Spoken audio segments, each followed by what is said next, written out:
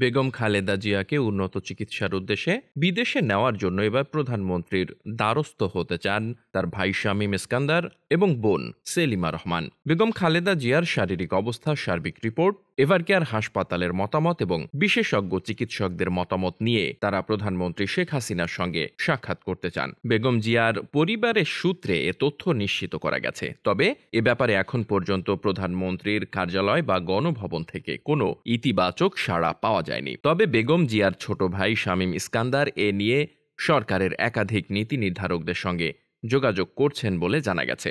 শামীম ইস্কান্দারের ঘনিষ্ঠ একজন বন্ধু বলেছেন যে শামীম ইস্কান্দার প্রধানমন্ত্রীর সঙ্গে সাক্ষাতের জন্য আগ্রহ প্রকাশ করেছেন, সময় প্রার্থনা করেছেন। তবে এখন পর্যন্ত প্রধানমন্ত্রীর পক্ষ থেকে তাদেরকে সময় দেওয়া হয়নি। উল্লেখ্য যে এর আগেও 2020 সালে শামীম ইস্কান্দার এবং তার বোন প্রধানমন্ত্রী শেখ হাসিনার সঙ্গে গণভবনে গিয়ে সাক্ষাৎ করেছিলেন। সেই সাক্ষাতে প্রধানমন্ত্রী শেখ হাসিনা ছাড়াও শেখ রেহানা উপস্থিত ছিলেন। সেখানে শামীম ইস্কান্দার এবং বেগম জিয়ার ছোট বোন খালেদা জিয়ার জন্য করুণা ভিক্ষা করেন। তারা বেগম খালেদা জিয়াকে অন্তত বাসায় থেকে চিকিৎসা করার অনুমতি প্রার্থনা করেন। প্রধানমন্ত্রী শেখ হাসিনা এক্ষেত্রে উদারতার পরিচয় দেন।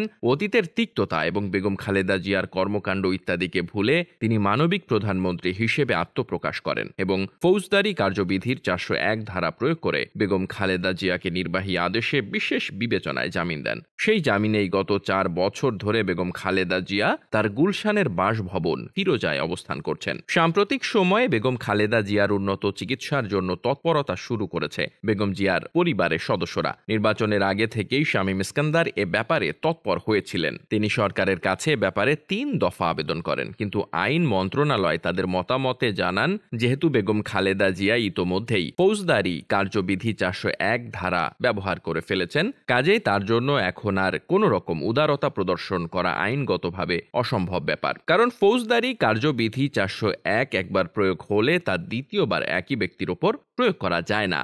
আইন মন্ত্রণালয়ের পক্ষ থেকে আইনমন্ত্রী অ্যাডভোকেট আনিসুল হক জানিয়েছেন, বেগম জিয়া যদি বিদেশ যাওয়ার অনুমতি চান তাহলে তাকে আগে কারাগারে যেতে হবে।